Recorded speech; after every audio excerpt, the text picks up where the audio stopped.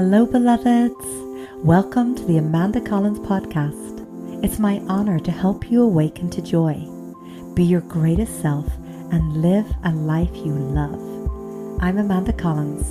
Each week, I'll share tips, practices, and rituals to help you feel the storehouse of joy inside. I'll answer your questions and talk with thought leaders from around the world about health, wealth, love, conscious living, and parenting. Are you ready to live your most fulfilled life? Welcome to Awaken to Pleasure. And I am so honored to have Sharon Plache with us here today.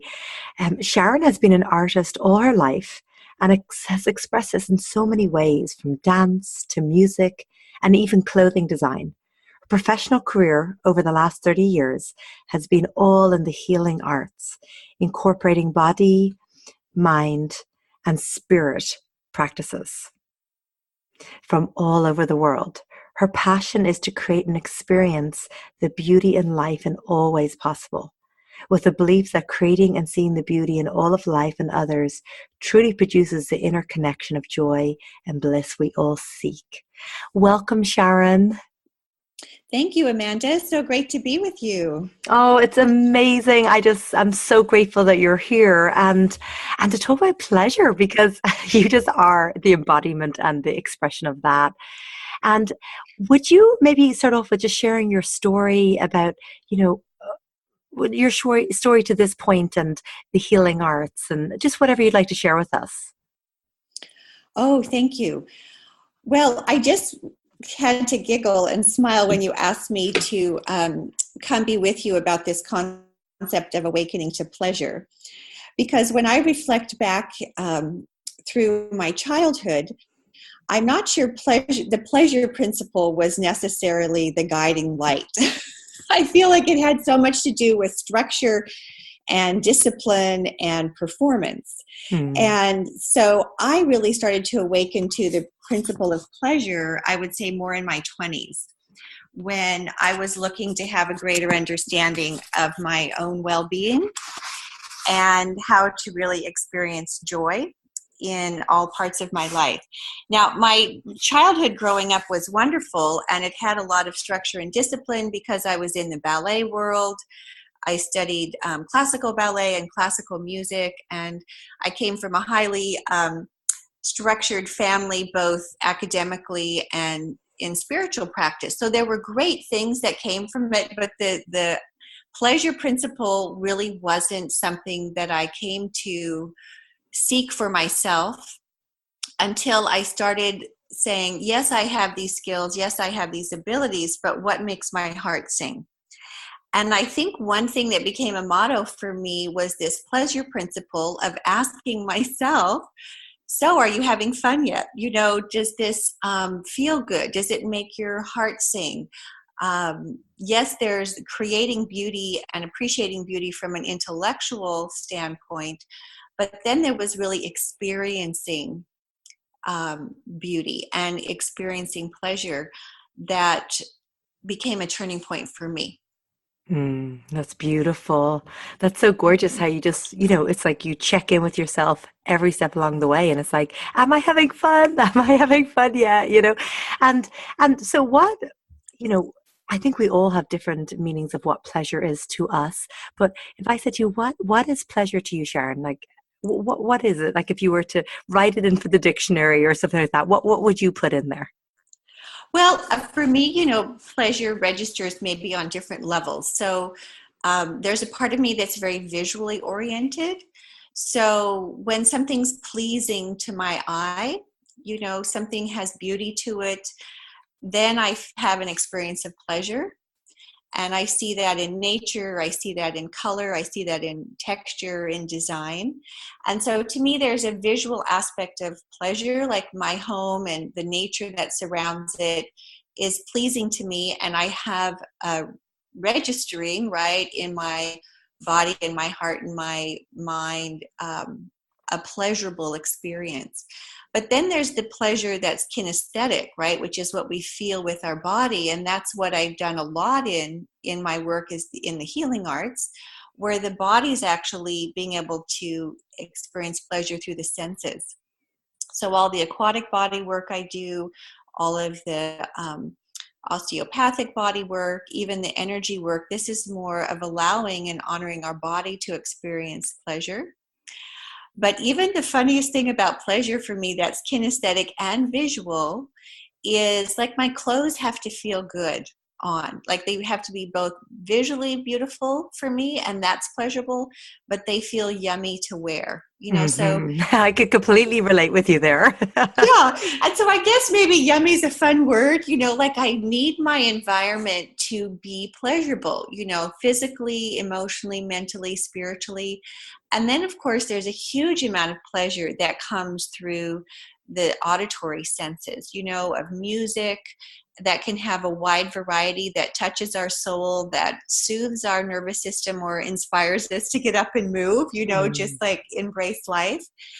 And then I remember from a very young age being impacted by scents. And I loved walking in the garden when there was the smell of the roses in bloom in summer, or the honeysuckle, or the lilacs in spring.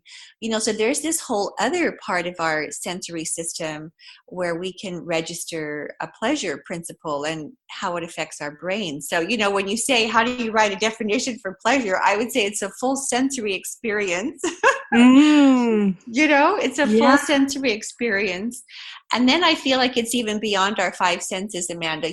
Like how pleasurable is it in meditation to expand out and feel oneself connected with all creation? I mean, that's incredibly pleasurable. So I guess as I look through my life, my awakening to allow myself to experience pleasure and beauty, the receiving it and giving it, has been a big part of it.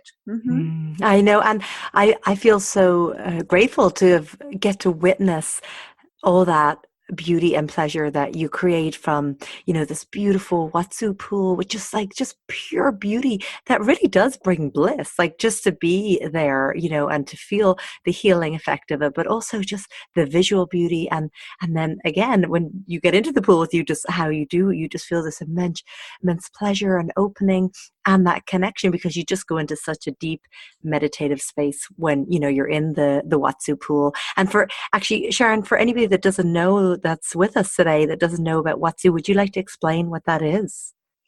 Sure, I'd be happy to. So I feel like so many practices that we do in our modern world have ancient roots. So aquatic body work, people receiving healing and transcendence and awakening in water, because water is so magical. I really feel like water is liquid spirit, has been around forever, and we're on an amazing planet. We have so much beautiful water. So a mentor, teacher of mine years ago, Harold Dull, decided to create a form called Watsu, and that's the word water and shiatsu combined. And he was studying Zen shiatsu in Japan and had come back to California and was saying, how come we aren't doing body work in water? So when he started that program, I was really privileged to work with him and become one of his Watsu practitioners. And the field of aquatic body work has really expanded in the last 20, 25 years. So there's lots of styles of body work happening in water. What's unique about aquatic body work is often the pools are saltwater, but they're always warm. So we generally work with 96 degrees, which is just a couple of degrees cooler than the physical human body. And so there's this experience of absolute oneness where your body and the water are one. And there's an aspect of floating, there's unwinding, there's stretching, there's acupressure points, there's an ability to open up the fascia, the connective tissue, work trigger points, create decompression through the spine. That's really uncomparable to anything because you're in warm water. Absolutely. And I Mm-hmm. feel like I've been so blessed to experience it with you on so many occasions. And even when I was pregnant with my son and my daughter, I'm just, it's Yeah, like, yeah. oh, especially when you're pregnant, because you're just like, you're just, I love the way you said water is just like, it's just like spirit, it really Mm-hmm. is. Mm-hmm. And Mm-hmm.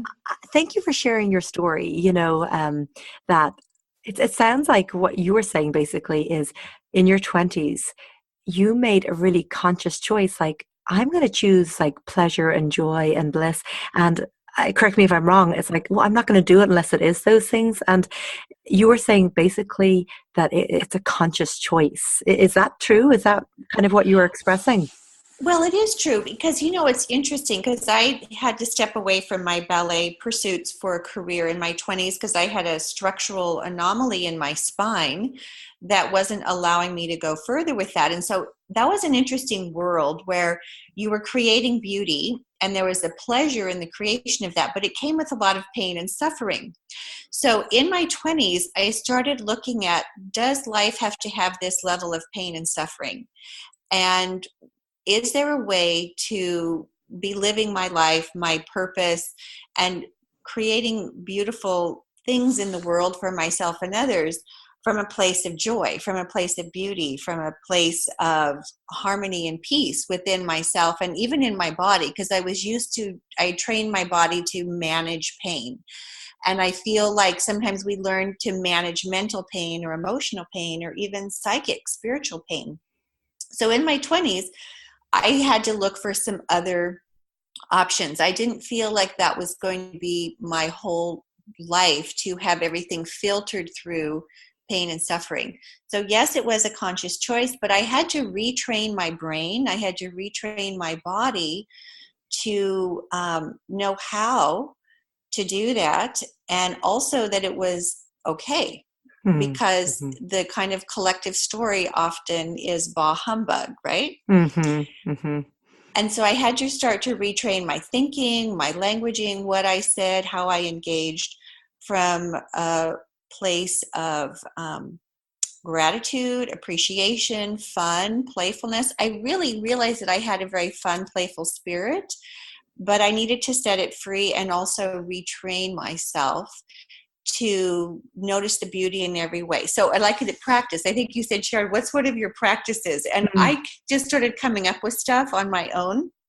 So I know it's very easy to always see the challenge in life or the obstacle or the difficulty. I mean, life is going to always have opportunities of choice and opportunities of growth and evolution.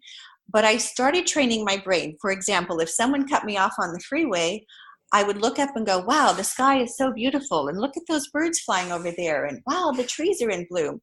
So anytime there was a little challenge or an upset or something that I would have said, oh, I wish that wasn't going on or wasn't in my life, I immediately trained my brain to look for the beauty.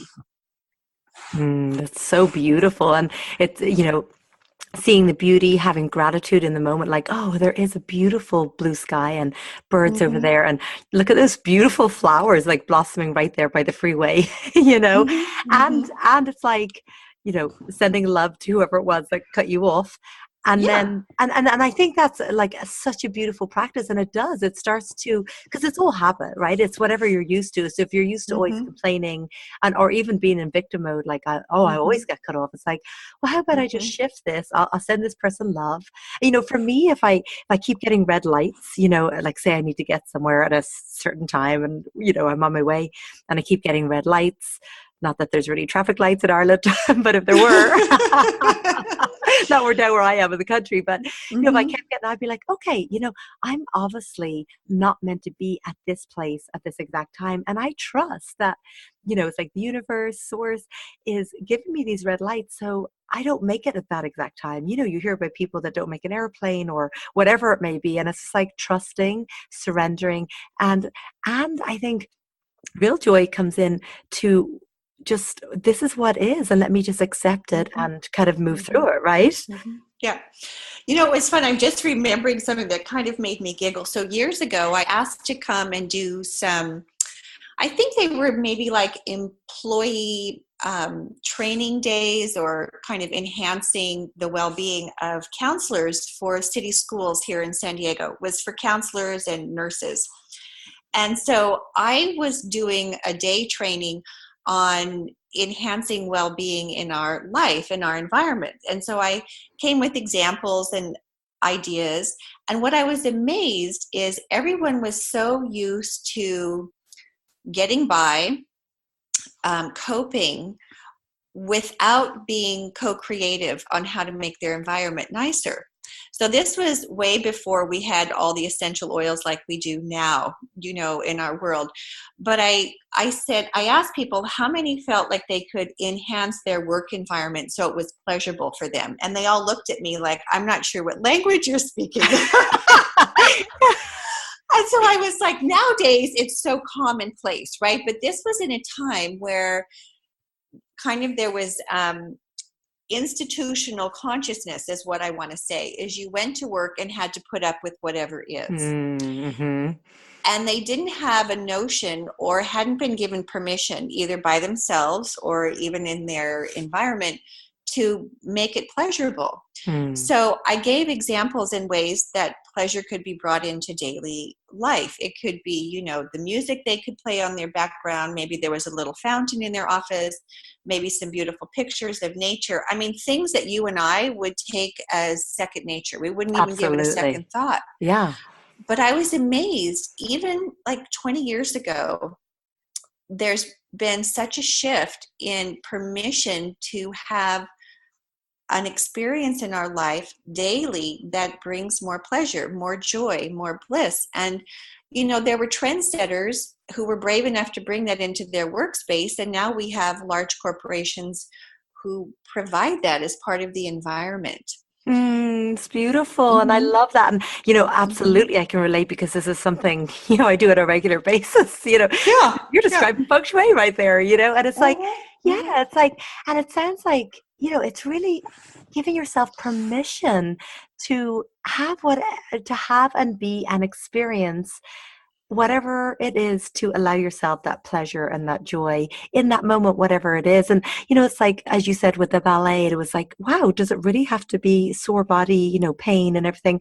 And it's like kind of the belief, like, in order for me to succeed, it's got to be all hard work. But really, again, that's like old, more victim way of being versus like, and it's not saying that you just sit there and, just manifest. It's like, obviously you have to put things into action. But it can just be, rather than hard work, it can be joy work. Should we call it joy work? Pleasure work? I love it. Joy work. Well, I remember years ago, people would always say, well, what's your job? What's your job? And I remember one day meditating and I started giggling, because I'm like, my job is my joy of being, right? J-O-B, right? Joy of being. And I really, I love that. Right. So I really was clear that the work that I was here doing in life, the way that I was showing up in what we would call a job, my career had to be on a foundation of a joy of being for myself, and hopefully bringing a joy of being to others in whichever way they might choose to experience or be inspired to begin to create that more for themselves. And I don't think there's ever been a moment that I haven't been around you and you're not like just either humming, singing, laughing, just like, it's just like, almost when I think of you, I think of this beautiful hummingbird that's just like, it's just like pure joy and magic and beauty. And you really do kind of live by that. And then when you're in your presence, you experience that. Because it's all vibration. Oh, yeah. Thank you, love. Well, what's funny to me? Like, I think this is what I started doing in my 20s. I said, okay, if I stripped away all the have-tos, all the shoulds, all the must-dos, and I allowed myself to take a moment and connect with my essence. Some people would say our frequency or our song or our melody. I realized that I had a very light, playful, kind of sparkly spirit. And then I could feel all of the push and pull and demands in life that maybe dimmed that or softened that awareness of myself down. And so for me, when I started saying, when I strip away all the have-tos, who am I? I am just kind of like a light, how is it? Snow White, she would like be in the forest and she would be singing to the birds and, just Mm-hmm. having a very light spirit, connecting with creation, connecting with animals, connecting with nature. And I was like, okay, that's part of me. I mean, I have that quality. So how can I give space for that? How can I allow myself to be that, starlight and sparkle kind of lighthearted essence? And I had to start to negotiate new ways in life, and knowing that there was a place for that in the world, right? In my world, in the bigger world. And Mm. I feel like the healing arts gave me an opportunity to maybe heal some old wounds or traumas and clear out any of the pain and suffering that my body, physically, emotionally, or mentally, was holding. And it gave me space to start finding the joy in movement, the joy in expression, um, the connection in life that was that true kind of energy, that playful, delightful frequency. And, I think most of us, as we grow up, do what we think we're supposed to do or what people tell us we are, those Mm-hmm. projections. And of course, kids need guidance, but then at some point, we've got to get quiet. Like, one of my great pleasures is silence. Right? Just sitting in silence. To me, there's the sound of silence that's so profound. And so I could tune into my song, right? My melody, my truth, and then begin to engage the world from that place. And that's when I found things actually started going in more of a flow, in what we might call better or more positive or enriching, because I was connecting with the true me. Mm-hmm, mm-hmm. Yeah. I mean, I feel like, oh my goodness, of course, you're just a dear sister because it's like being in the forest. Like, I'll just lay down in the forest and look up at the trees and the light coming through the trees and listen Oh, to the yeah. birds. I mean, that's bliss. But then just that silence and, Mm-hmm. it's like listening to your own hum and like Mm-hmm.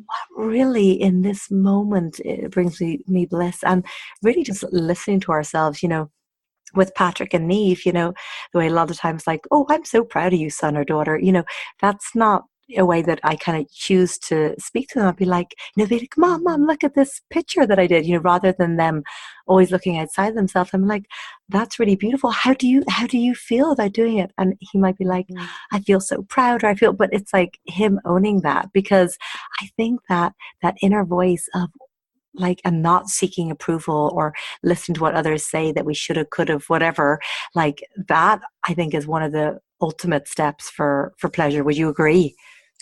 Absolutely. And, I recently have been doing some amazing trainings with a German doctor, Uwe Albrecht. He's been coming to California, and he's given everyone so much permission to, when you're working with yourself and others, first make sure that you feel good. Are you grounded? Are you clear? Are you connected with gratitude? Are you connected with joy? Do you have the true spirit of namaste? I honor the divine in you that's also in me, before you engage your world, before you engage a client, before you work with a patient. And he really was, like you were saying, redirecting the energy, the focus on ourselves, and taking time to harmonize, which I consider a pleasure principle. Am I in tune? Am I harmonized? Am I in a state of pleasurable presence? Because when I am, it's good for me and it's good for others. Hmm. And he really stresses that a lot. And I remember years ago when I was studying orthobionomy, which is an amazing osteopathic body work with a dear friend of mine, Jim Burns, he would say to everyone, okay, get settled in, everyone settle in, settle in. And I use this principle when I teach, and everyone kind of gets settled in. And then he would invite people, and I do this too. Okay, now that you think you're settled in and you think you're comfortable and you think you're in a place of pleasure and bliss, can you go deeper with it? What else would you change if you could? And I watch everyone change again. And I'll Hmm. do this like 3 or 4 times. And I even do it as a practice with myself. Okay, I think I'm good. I think I'm happy. I think I'm settled in.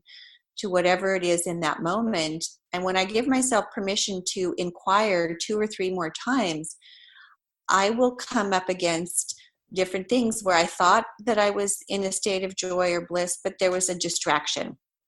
Or, you know how students, they kind of sit up all erect in their chairs and like they're official, like they're supposed to. And then when you invite them to relax, you can feel the energy in the room change. And then when you invite them to relax again, it changes again. And by the 3rd or 4th time, the energy in the room has changed because everyone has given themselves permission to, you know, take their awakening or their awareness to this pleasure principle that much further. That's so And beautiful. I mean, even when you were just describing that, Sharon, I felt like every time you said it, I in this moment was going even deeper to that. So thank you. Well, I do the same thing. Like I just got off a flight yesterday and I've been traveling a lot. And so in the chaos of airports and, you know, security lines and sitting in our seat on the plane, this is one practice I'll do. Yes, I connect with my breath. I connect with my heart. I smile to my heart. I feel myself connected to all the love of creation that's in and around me. But I'll allow myself to, what else can I do to relax and drop in and be at ease? What else can I do to relax, drop in and be at ease? And that ease, that flow that we call pleasure, that we call bliss, is available to us instantly. And I have, over the years, trained more of my neurology, my consciousness, my body, mind, my spirit, to seek that out, for that to be my compass, to that to be my home and comfort zone. So what I love is we don't really need anything to make us feel better. We can just, through our own awakening and our awareness, through choice, right, incrementally make those little steps. You know, it's not like we try to cross the whole river in one big bound, but we can take one little step and the next thing we know, we're on one side to the other of a river that seemed unfathomable to cross. Absolutely. It's not like when I lose the weight or when I have the car or when I have, you know, the partner or whatever, then I'll be happy or then I'll be in my joy or I'll allow myself pleasure. It's like, why not drop into it in this moment? Why not just allow? Because again, it's scientifically proven everything is made up of energy. And if we're radiating out the energy of pleasure, I mean, just to be in people's presence when they really are in their pleasure, it's infectious and you want to be around them. And then when you're at that vibration, you're going to attract more things to bring you more pleasure. Yeah. Yeah. Yeah. And at first, you know, I think in my 20s, I thought, oh, is this selfish? Is this selfish to be thinking about my own well-being and my needs over the needs of others? And then I remembered having a little epiphany, and the aha was shifting the consciousness to what I called the process of selfing. I'm coming to have a greater knowing of myself. And so time that I was taking or time that I was utilizing or time that I was allocating for my own well-being was my selfing process. I was coming into a greater knowing and expression of myself. And the part of self-ish, no longer had any place in my life. Oh my So, goodness, I love that. That's so beautiful. And you know, Sharon, you just shared, I think you said yesterday you just got off an airplane, you know, and it's like when you're on that airplane, the stewardess, what's the first thing she says to you? Please put on your own mask first. And it's like, in order for us, because obviously, you know, service is so much pleasure, but you know, if you're always in service and you never get a chance to put your mask on to fill yourself up to bring you joy, like how can you even facilitate that in others? Or, you know, so it's like I love that, just like removing that word selfish, and it's just like self and honoring self. And then when you feel filled up and you know, strong, and then you can, you know, be that in the world. And you know what makes me giggle? I sort of I love structure because it gives us a foundation, it gives us parameters, it helps us orient ourselves in relationship to other. And structure is important. I mean, it's what holds a house together, right? You know, there's a structure. And yet I came to discover that within structure, I needed to find my own personal expression, just like we would all decorate our houses differently, but the structure's there. So anytime I've studied anything, any modality, any practice, any profession, I've needed to find the way that my expression of it or application of it was pleasurable. I couldn't just do it based on a dogma or a structure that I would say was hard, fast, or legalistic. And so what I've loved is working with clients and teaching is I love sharing principles and an overall structure. But to me, another aspect of awakening to this concept of pleasure, like that consciousness, is finding our own personal expression. Mm-hmm. Because I see when someone tries to fit into a form or a box, because there's the ideology of it has to look that way or it has to be this way, then there's a disconnect from the flow of the true self. And so even the years that I taught yoga, from a classical ballet background, loved what yoga was offering. You know, the breath work, the pranayama, the meditation practices, the mantra, the asana, you know, all of the form. And yet I wanted for myself and others to find their own expression of it, because that's where their true pleasure would be.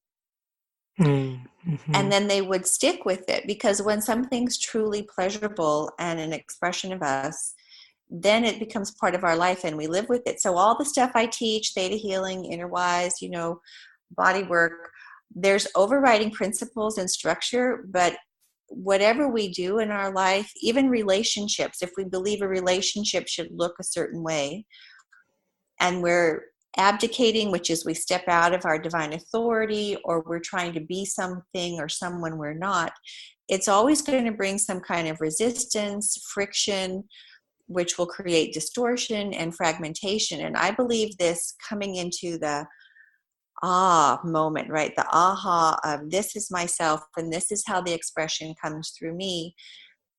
For me, pleasure also has a flow. It has an authenticity. It has a radiant expression that is beyond legalism. And I think maybe that's what I was looking to get away from in my 20s, to come into a greater knowing of self and the pleasure of life. Mm-hmm. Absolutely. And, you know, I love that. It's like, you know, we could all, and I think possibly, Sharon, you and I did maybe take the same deep We yoga did. training, you know, and it's like, Mm-hmm. and then it's like, okay, here's the structure. And now let's just find our unique, or even when I'm, you know, teaching my feng shui students, like, okay, we've all learned, you know, the flying stars, you know, the structure, but now you're all going to go and do it in your own unique, beautiful way. And it's really trusting that whoever has called you, you have that wisdom and how you're going to share it, because we may hear the same thing from a number of different people, but it's just the way that somebody says it or the sound of their voice. Oh, it's like, oh my goodness, you get that download and you're like, you understand it and you have that shift. Mm-hmm. Mm-hmm. Yeah. Yeah. So, I mean, how cool it is that we get to have a human experience, huh? And live as these multisensory beings interfacing with so many dynamics. And I remember having an aha moment. Maybe it was 15 years ago. I think it was before I had my major back surgery, but definitely in the recovery of that. I was like, you know, it is a high spiritual practice to honor oneself.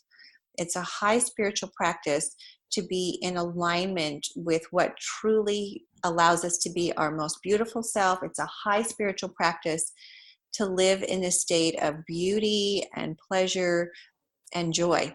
Yeah.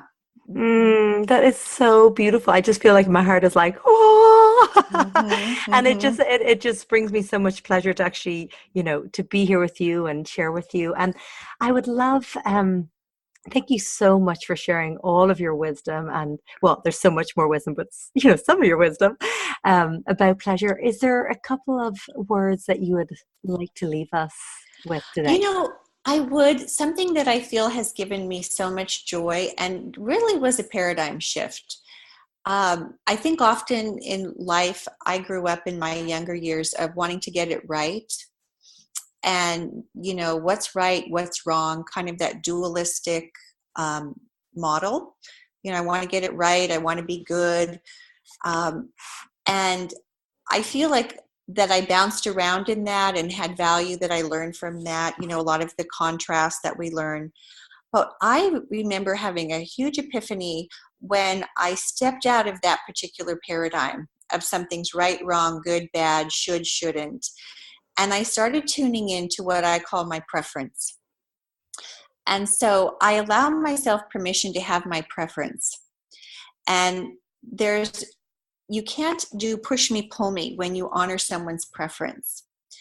And so I remember one of my students going, well, Sharon, what if someone said, do you like coffee better than tea, or health benefits, is tea better than coffee? And I no longer have those kinds of conversations because I have no opinion about it. And I started to free myself up from having to have an opinion about anything. And I just knew what my preference was. And I started to feel a greater expansion of awakening of personal space, of allowing myself and others to be exactly where they are, and enjoying my preference in any given moment without having to have any kind of dogma or opinion or even any need to define myself or others. It was this, for me, like space is also a big pleasure.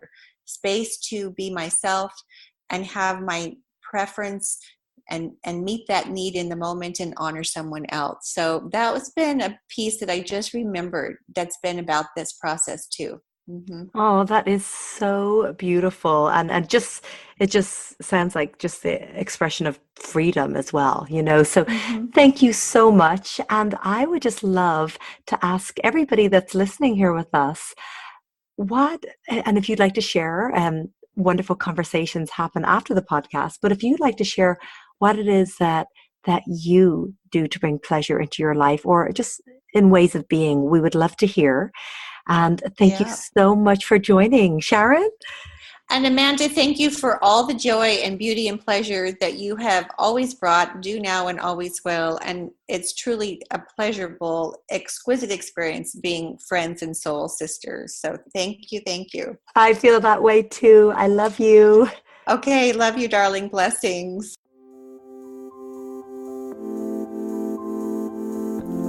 Thanks, beloveds, for joining us today. Please come over to theamandacons.com to continue the conversation and get access to all my podcasts, blogs, and videos. Did you enjoy this podcast? If so, please subscribe to the Amanda Cons podcast on iTunes and leave us a 5-star review. Feel free to pass this podcast on to your friends. That helps us get incredible guests to share their secrets for an inspired and joyful life. If you want more great resources, come over to amandacons.com and join my mailing list for all my latest content. Thanks so much for listening. Until next time, I'm sending love